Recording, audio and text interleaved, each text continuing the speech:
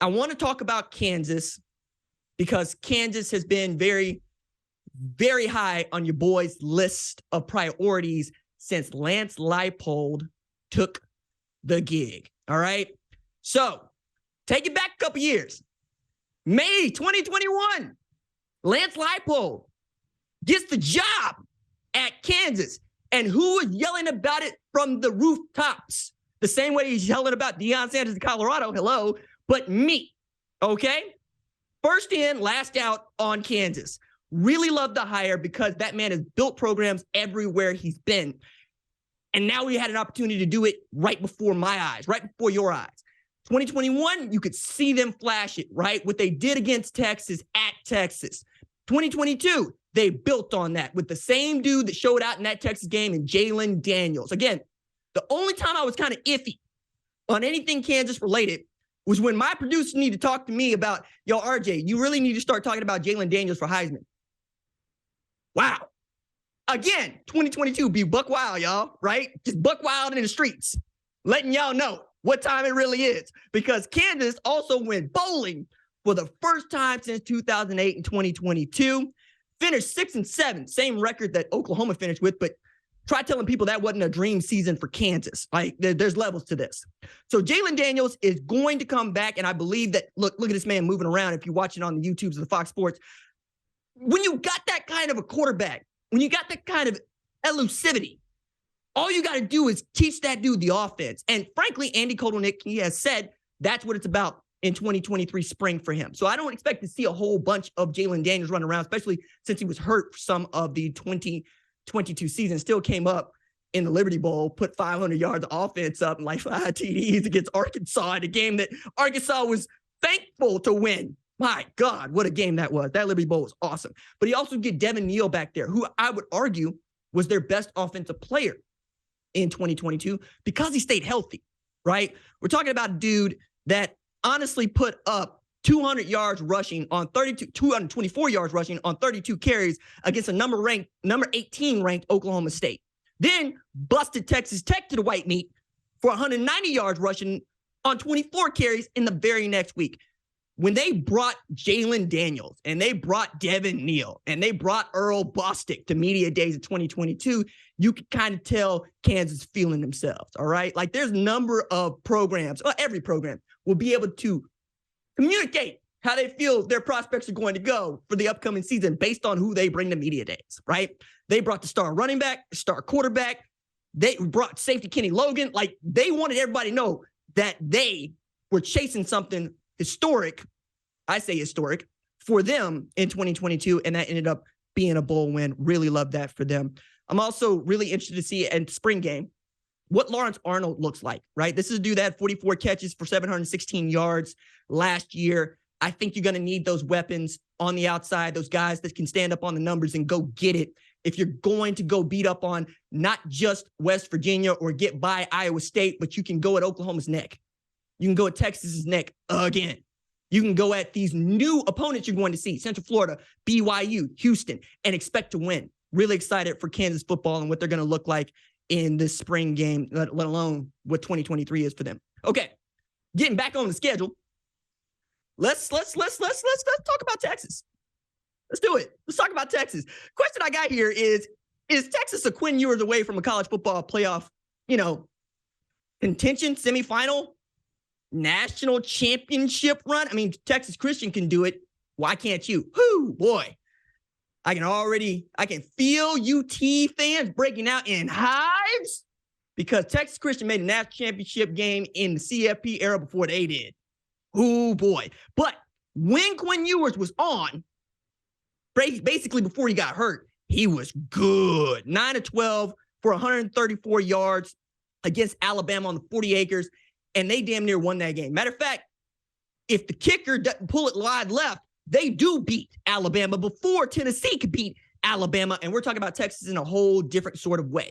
You don't feel as if you've got your back against the wall the way that they must feel now because Bijan Robinson is gone. Now, you got dudes, but Texas has always had dudes. It's about, do you have the dude? And can Quinn Ewers be the dude? I know a lot of folks are going to continue to talk about Arch Manning competing with Quinn Ewers for the job, but I ain't no Mark. I've been following college football for a long time, like you have too. When you got a number one prospect, a consensus 1.000 rated prospect at quarterback who's got a year in your system, yeah, you're going to give that dude every opportunity in the world to try to go win football games. And, frankly, they need this out of Quinn Ewers because I believe his best game of the season was Alabama. But a close second got to be the way that he stomped a mud hole in and walked dry my Oklahoma Sooners. 49-0. 49-0. He had 289 yards passing in that game, like 4 TDs. I ain't forgot. I'm sure Texas fans ain't forgot because while RG's over here talking about Texas Christian, remember we got all up in Oklahoma last year. Yeah, man, I understand. I get it. All right. So going from Texas, I want to talk about one of the teams that I think I'm most excited to see play football, not just in the Big 12, but on the national landscape this year in the University of Houston. And I'm going to get at this by talking about what Houston is, what Houston was, and why I think they have one of the coolest games on the schedule for anybody all year. So the question that I have is Houston going to look good enough this spring to beat Texas? Because that's what it's got to be about 2023 if you're a Houston. You're moving up in competition. You're going into the Big 12. You got a Dana Holgorsen who is coming off of what I think is, a middling year, but frankly, they've been good. They won 20 games over the last 2 years. But Houston ranked 112th in scoring defense last year. They lose Clayton Tune. They lose Tank Dell. They lose their offense coordinator, Shane Dawson, to Miami. And you've got Dana Holgorsen under-promising and I think hoping to over-deliver. But I would add here, Michael Harrison Pilot is an example of a dude that I think you should go try to see at Houston, right? This is a man that was basically one of the best athletes in the country in the 2023 class, was going to play safety at some other places that he had offers, ends up being convinced that A, you can play wide receiver, you want to at Houston, and B, we're going up to the Big 12, and C, your parents are legacies. His daddy played linebacker at Houston in 2008. Wow. His mama was a cheerleader at Houston. What I'm saying is, it's breaking all the ways for Michael Harrison Pilot. Now, I got to get back to Houston and Dana Holgorsen here for just a second because I think this is funny. I mentioned they won 20 games over the last 2 years. They won 11 in a row and 12 in 2021, okay? But Holgorsen was, let's say, heated and needed to talk about the temperature underneath his buttocks as it goes into the 2023 season. I love this quote that he gave to The Athletic. We won 20 games in 2 years. We won bowl games in back-to-back years. I have 5 years on my contract with an effing impossible buyout. There ain't no effing hot seat in my mind. There just ain't. And if you can imagine Dana Holgorsen saying all of that to the tune of maybe 6 Red Bulls, that's just money. That's money, right? And Dana has always been the dude that is going to tell you what it is, how it needs to get down, and how he wants to go get it. Got some of my favorite quotes in all of college football. West Virginia, he's a head coach. He's got Will Grier over there. They're going at Texas. He says, y'all want to go win the damn game? Let's go win the damn game. Because he's going for the win, right? It's said about Will Grier. This man is a pro. He just plays the college game. And my favorite, Brandon Whedon at Oklahoma State, looking around saying, I can't see past this coverage. I can't see past this defense. Dana, what do I do? At the time, they had Justin Blackman. And what does Dana Holgorsen tell his quarterback as an offensive coordinator? If I was you, I'd just throw it up to Blackman and walks off. I love that. Can't wait to see that man coaching in the Big 12. And frankly, they got a balanced breakfast for a schedule, y'all. Like, we talking about conference champion, UTSA, Texas Christian, national title runner-up, Cincinnati, who was playing in the playoff just 2 years ago, Baylor, who won the Big 12 championship just 2 years ago, Central Florida, who is basically the reason that we have been forced to talk about expanding the playoff. Kansas State, Big 12 champions, and Texas, okay? So they got games against 2 defending conference champions and 6 teams that have played in a conference title in the last 2 years, and Texas. Now, you keep hearing me say, and Texas, because that's what this season is about for me in Houston. Okay, let me unpack this for y'all, because I've mentioned to you that the University of Texas tends to try to look down their nose at the University of Houston. You would think that's a natural rival. Y'all should play them every single year, but they don't. I'm going to tell you as to why. But first, let me remind you, Texas has not played Houston since 2002, when they had scheduled a 3-game series, 2000, 2001, 2002, and not again. And over the course of their school histories, since they started playing each other in 1953, Texas has only played Houston out of conference 5 times. Okay, all those other times, Southwest Conference, but I'm going to get to that here in a second. This also stems from Darrell Royal's days at the University of Texas. Back when, boosters at UT are a lot like boosters at UT now. They have their nose and hands in everything, and there's a certain way that they want to do business. And the way I'm going to get at this is Texas is the last all-white team to win a national championship in college football in 1969. You might imagine that in 1968, the only thing black about Texas' football team was their cleats, and you would be right.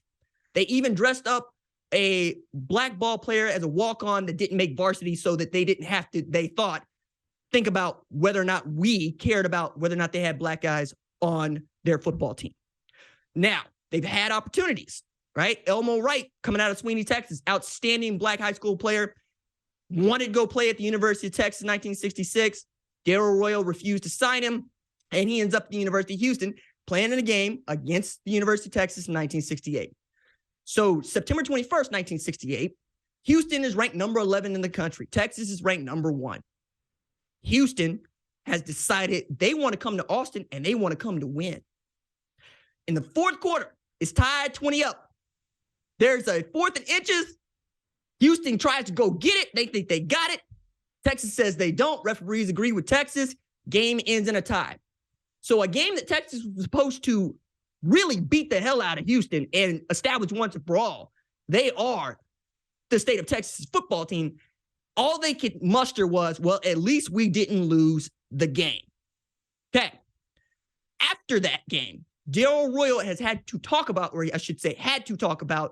whether or not he would play Houston again on many, many different reasons as to why, right? One of them being racial.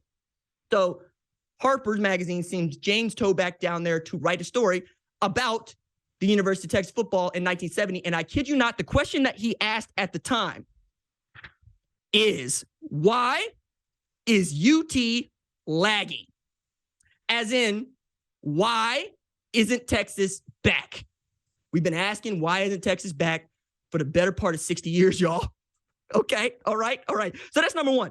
Number 2 is, when Toback asked players and students on campus, he said, have you ever asked Darrell why he won't play Houston?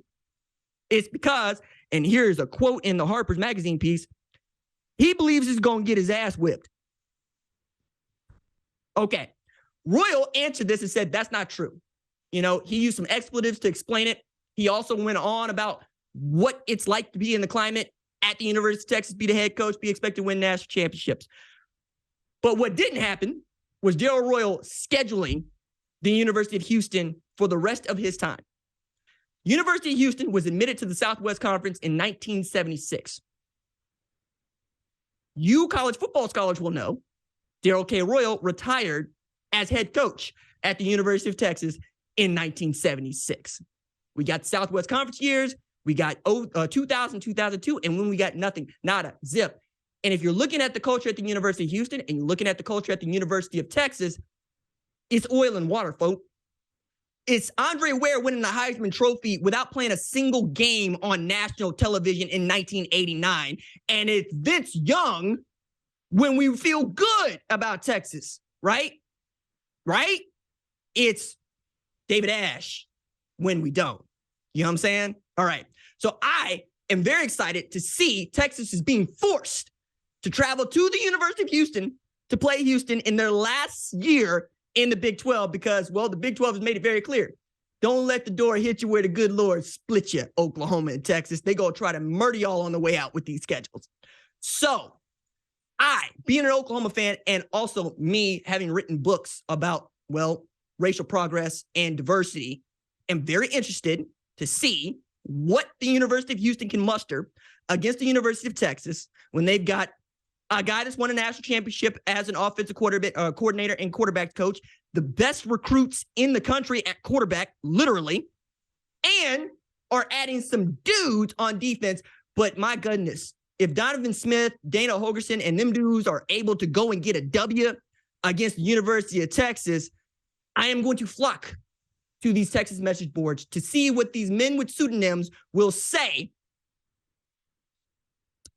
And I'm going to eat every last crumb of it. Thank you for watching the #1 college football show. Please remember to subscribe to the channel and like this video so that you don't miss any of the best college football coverage in America.